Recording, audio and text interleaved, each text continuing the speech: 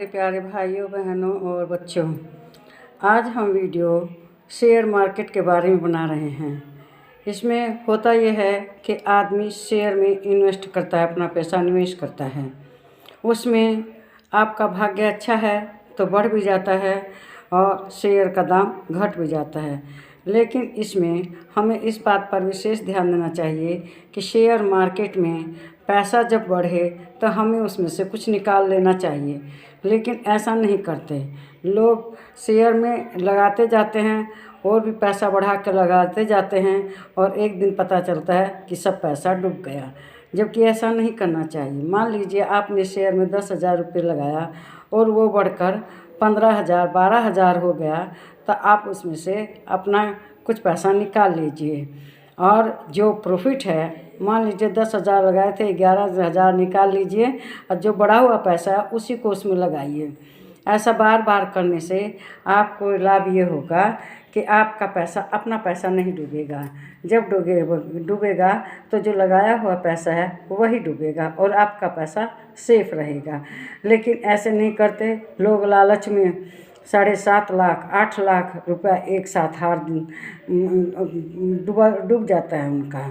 कुछ लोग तो आसपास में उधार कर्ज करके 30-30 लाख रुपया लगा देते हैं और उसका रिजल्ट होता है कि उनका सारा पैसा डूब जाता है। तो इसमें बहुत से लोगों को नुकसान हुआ। कुछ लोग गेम वगैरह खेलते हैं, उसमें भी पैसा आदमी का डूब जाता है। पैसा डूबने से हताश निराश कुछ भी कोई कदम उठा देता है। अभी बिहार में ही एक लड़के का 30 लाख रुपया डूब गया था, तो उसने गलत कदम उठा लिया।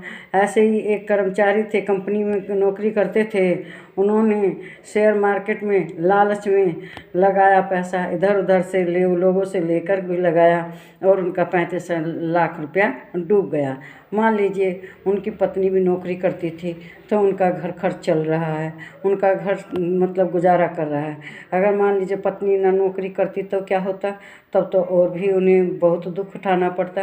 ऐसे ही एक कर्मचारी था, उसने 15 लाख रुपया इधर उधर से लेके लगा दिया और अंत में हुआ यह कि उसका पैसा डूब गया। फिर वह अपने अधिकारी से विनती करने लगा कि सर, सब कर्मचारियों के वेतन में से मुझे 500 रुपया दिलाकर कृपया मेरा जो नुकसान हुआ इसे भरपाई करा दीजिए। तो ऐसे समाज में हालत हो जाती है। तो निवेश का यही नियम है कि जब आदमी पैसा प्रॉफिट होता है, अपना पैसा निकाल ले, प्रॉफिट में से भी कुछ बचा ले और प्रॉफिट वाला पैसा ही उसमें लगाए। इससे उसका अपना पैसा बच जाता है और वह नुकसान होने से बच जाता है। लेकिन ऐसा ही नहीं हुआ। हमारे ही नज़दीकी ने क्या किया, पहले अपना पैसा लगाया, पैसा लगाते लगाते उनका 8 लाख तक पहुंच गया। जब 8 लाख तक पहुंच गया तो एकदम शेयर धड़ाम से गिरा और शेयर के गिरते ही उनका पैसा सब डूब गया। तो ऐसी गलती ना करें। शेयर जब सस्ते हों तो उन्हें खरीदें और ख़रीदने पर जब देख रहे हैं कि कौन सा शेयर महंगा हो रहा है, अपना पैसा निकाल के जो चढ़ रहा है उस वाले में लगा दें।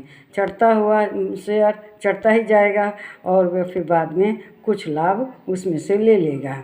लेकिन जो इस चतुराई को नहीं करते, एक ही जगह पैसा लगाते रहते हैं, बल्कि और भी बढ़ा के लगा रहते हैं कि शेयर बहुत बढ़ रहा है और इसी उम्मीद में लगाते हैं कि हमारा जो है लाभ मिलेगा। लेकिन उन लोगों को लाभ नहीं मिलता और रिजल्ट ये होता है कि उनकी सब पूंजी डूब जाती है। कुछ लोग एक स्कीम है, उसमें कुछ इस टाइप का क्या है कि एक ही लमसम जमा कर देते हैं, 50,000 चाहे 1 लाख रुपया, और उसका जो आमदनी होती है उसकी आमदनी आपको मिलती रहती है पर मंथ। और कुछ उस आमदनी का हिस्सा जो आपने 50,000 चाहे 1 लाख लगाया है उसमें जुड़ता रहता है।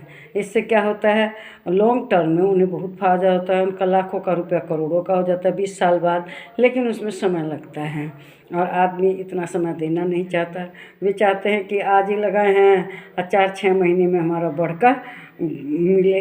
तो होता यह है कि वे अपना सब पैसा उसमें लगाते रहते हैं और एक दिन ये होता है कि पूंजी तैयार होने के बाद सब पैसा एक साथ डूब जाता है। तो मैं तो यही कहूँगी कि शेयर में लगाने वालों को आप होशियारी के साथ लगाना चाहिए।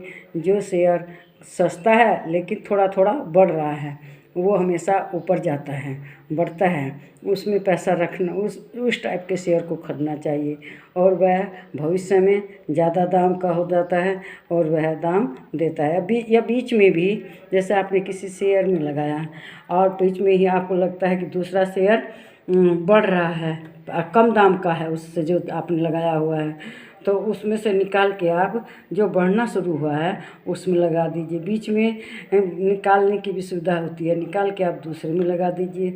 जब दूसरे में लगाएंगे तो उससे आपको प्रॉफिट मिलेगा और इस तरह से आपकी पूंजी बढ़ जाएगी। ये नहीं कि एक ही जगह लगा रहे हैं और बढ़ रहा है और बढ़ते बढ़ते वह बहुत ज़्यादा रकम हो जाती है। 7 लाख 8 लाख, माने आप 1 लाख से शुरू किए और जब वह 7-8 लाख हो जाता है तो आप सोचते हैं कि अभी और बढ़ेगा और इसी लालच में उसको छोड़े रखते हैं, ना तो उसमें से निकाल के दूसरी जगह करते और उसको ऐसे छोड़ के उसका इंतज़ार करते हैं कि अब और बढ़ेगा और बढ़ेगा। और होता यह है कि वह डूब जाता है।